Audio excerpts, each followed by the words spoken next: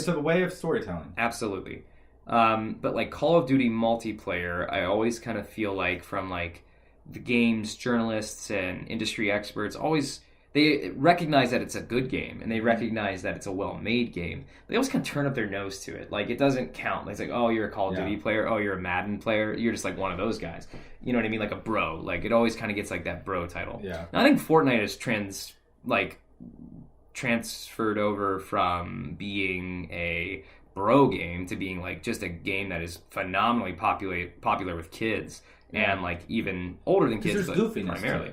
Yeah, but do you think like, you know, does it to you deserve a spot in like top games and like for your personal games of the year? Now I know you didn't play it, but just from like what you understand about it, do you think it deserves to be like in that conversation? Because I have my thoughts on that. Yeah, I think it does because it's cross-platform, which is a big deal. And I'm talking about handheld games to PC handheld MOBA or mobile games and stuff.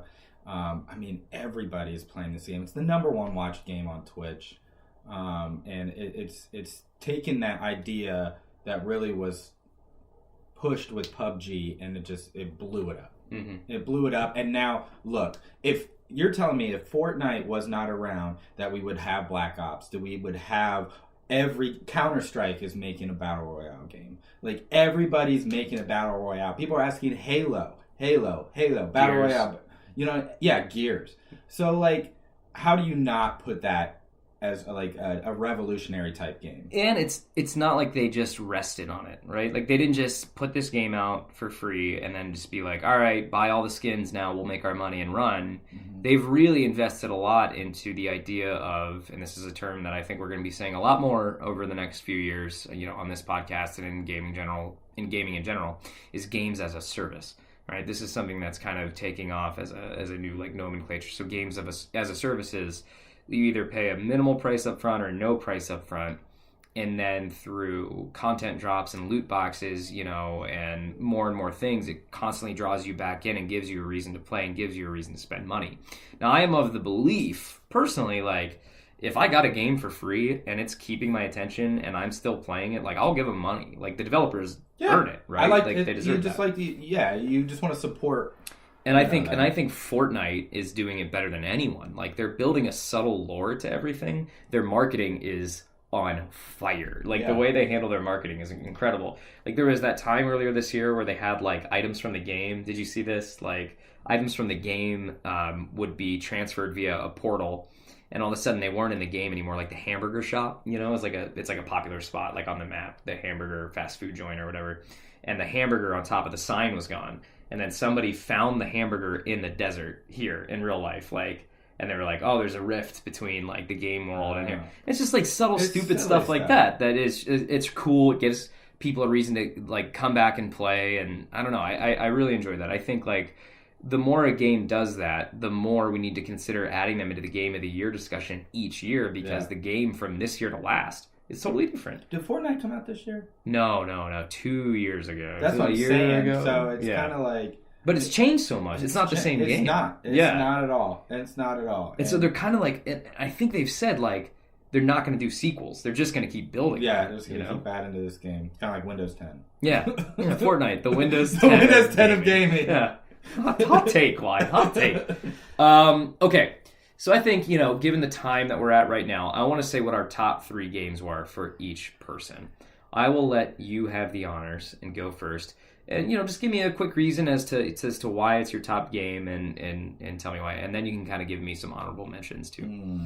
I mean, it's kind of tough to go against what we already talked about, but I think it has to go straight to Red Dead Redemption and God of War, the two ones to beat. Yeah. This year, hands down, ones to beat. I'm curious on which ones win that. You know what I mean? Like which ones God of War wins, which one's Red Dead Redemption wins, and which one wins. But for you though, like for you, what are your top 3 that you've played and that you're like, this is the best? Right, because I haven't played. I haven't played God of War, and I haven't played. And I have played Red Dead. I really like that. The 2 games that I've actually really played this year was Red Dead Redemption, but I also played Starlink.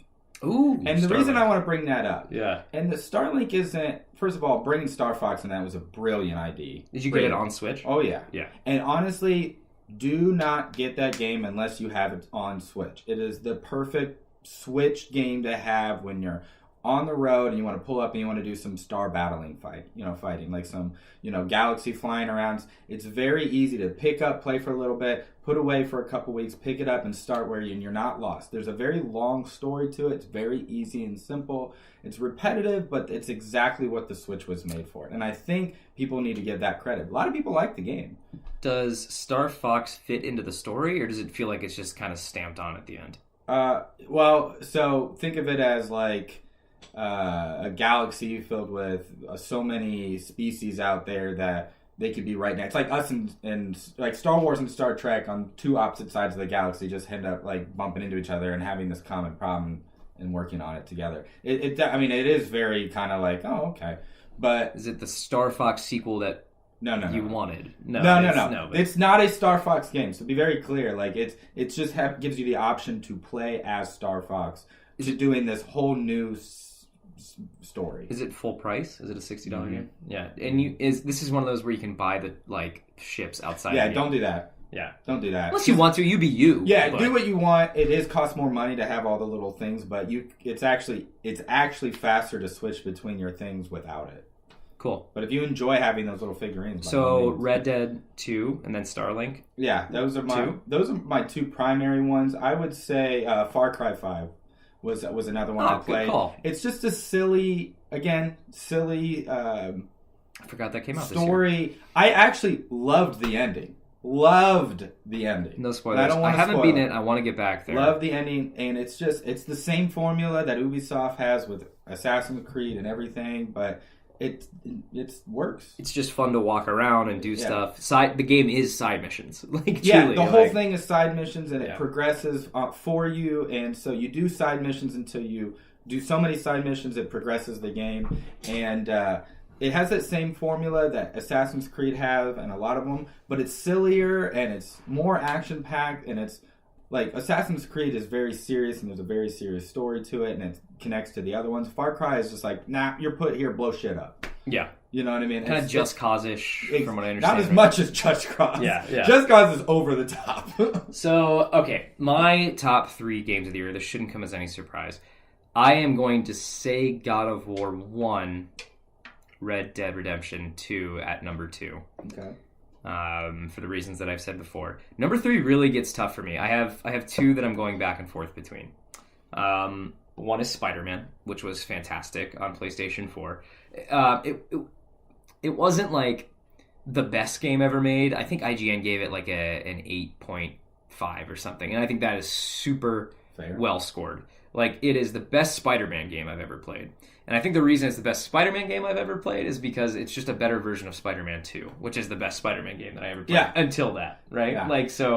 That was revolutionary. Just when it came out, it was the only thing you've ever done that, with. It's exactly. Like, never been Spider-Man swung through. You're like, this is like Grand Theft Auto, but with Spider-Man, right? But so to improve upon that is pretty impressive. So I think, though, and this is where it gets, I think the magic that they captured with that game is... It is how I remember Spider-Man 2 being.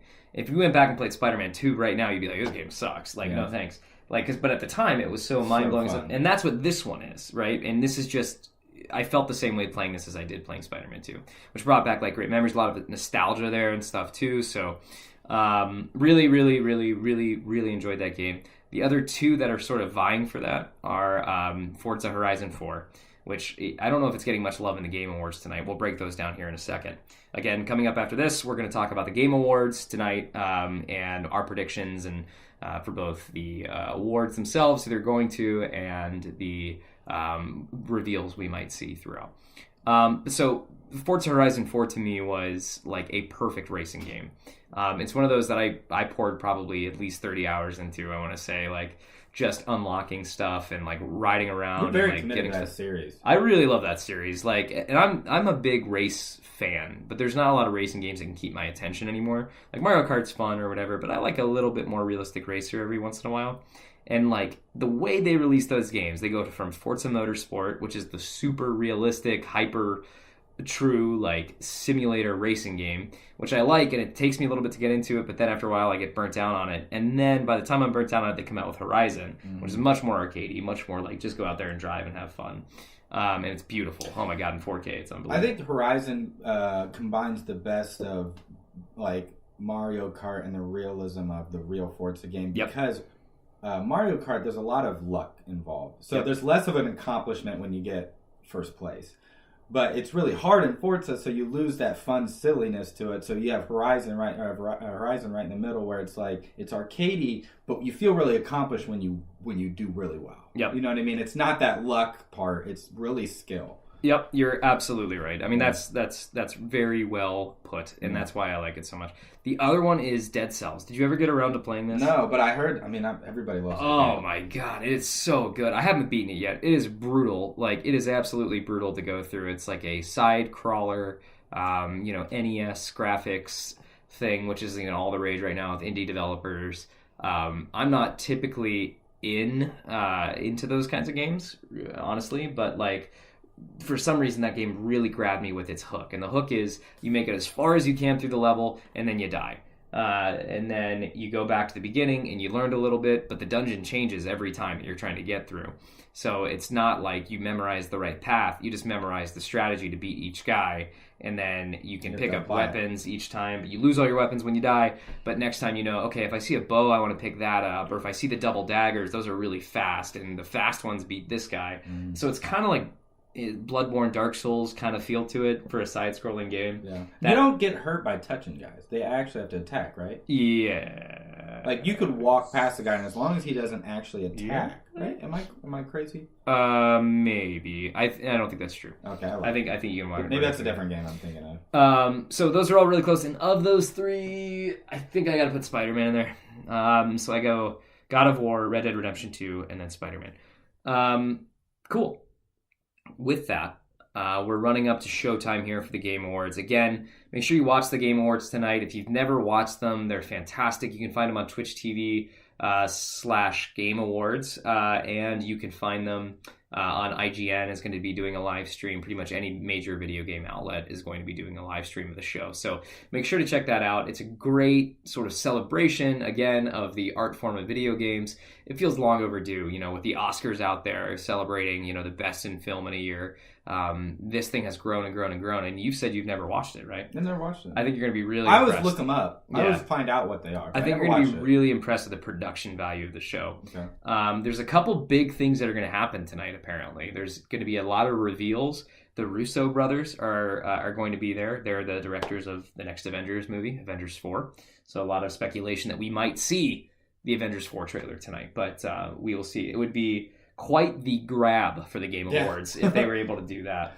But let me say this, though. I don't think it's out of the question, because typically the way that trailers are released now is that they just drop on YouTube, and then everyone's like, oh, go check out this video. You might as well. Don't you love a trailer like a trailer for the trailer? Oh, fuck, the pre-trailer trailers? Oh, man. It's hard to keep up. I don't know. I know what you're talking about. So there's a lot of pretty cool stuff here that we're likely to see tonight. I don't remember the number of game reveals there's going to be, but there's going to be a lot.